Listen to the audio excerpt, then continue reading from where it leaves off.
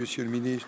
La parole est à notre collègue Céline Brulin pour le groupe communiste, républicain, citoyen, écologiste. Merci, Monsieur le Président. Monsieur le Premier ministre, dans cette vague de chaleurs exceptionnelle, les maires sont une nouvelle fois en première ligne, souvent seuls, face à la décision de fermer ou non l'école. Qui admettre prioritairement lorsqu'une seule classe est tempérée? Comment organiser un accueil minimum? Comment adapter les horaires d'enseignement sans décision du ministère? Que dire aux parents qui ne peuvent pas garder leurs enfants ou qui vivent dans de petits logements où il fait parfois plus chaud encore qu'à l'école? Cette canicule ne peut surprendre personne.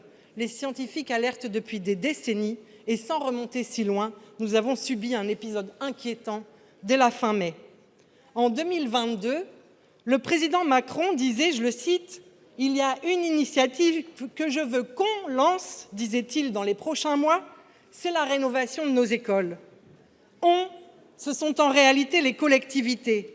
Mais lorsque le fonds vert passe de 2,5 milliards à 650 millions d'euros en 3 ans, difficile de végétaliser des cours, d'isoler des bâtiments, d'adapter les équipements.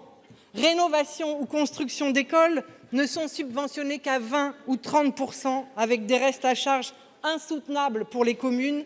DETR, DSIL et fonds verts cumulés ont en effet vu leur crédit fondre de moitié dans les départements.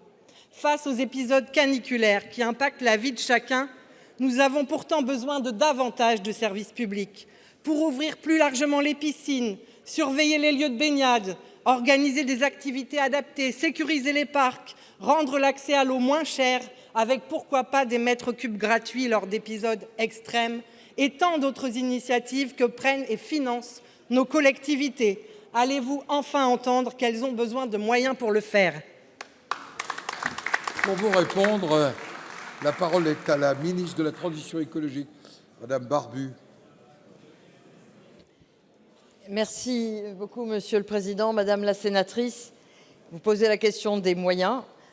Dans le même temps, nos moyens sur les questions d'adaptation ont continué à augmenter. Sur l'année 2025, nous étions à 1,7 milliard, toutes ressources confondues, dans mon ministère. Je ne compte pas d'ailleurs, au-delà de ces montants, un certain nombre d'autres montants. Je pense par exemple à la dotation que l'État a faite à la SNCF d'1,5 milliard pour justement adapter son système aussi à la canicule. Maintenant, le fonds vert n'a jamais eu comme objet de financer la totalité de projets que les collectivités montent. C'est un financement qui vient en complément de ces collectivités. À date, nous avons financé avec les collectivités près de 6 000 écoles en renaturation, en climatisation passive et ainsi de suite. Donc dire que l'effort n'est pas là, ce n'est pas juste.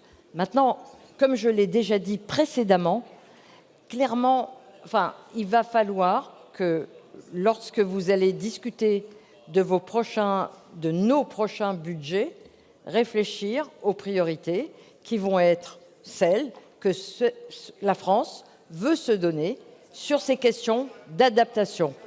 Simplement, j'aimerais beaucoup que, effectivement, aujourd'hui, tout le monde parle adaptation, tout le monde parle climatisation, tout le monde parle vague de chaleur. Lorsque la vague de chaleur sera terminée, est-ce que le même entrain sera là pour véritablement mettre sur la table les questions d'adaptation? Et ça, c'est extrêmement important pour nous tous. Merci. Madame Brulin, vous avez quelques secondes. Madame la ministre, votre réponse n'est pas très correcte, parce que nous savons tous ici que cette vague de chaleur sera suivie d'autres. Et nous savons tous ici que le fonds vert a été divisé par 3. Je crois que le gouvernement n'aurait qu'une chose à annoncer aujourd'hui, c'est d'y remettre les crédits plutôt que de nous énoncer une par une les missions budgétaires et de nous expliquer comment installer un panneau solaire ou une pompe à chaleur.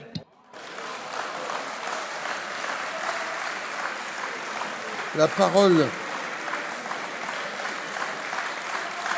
est à notre collègue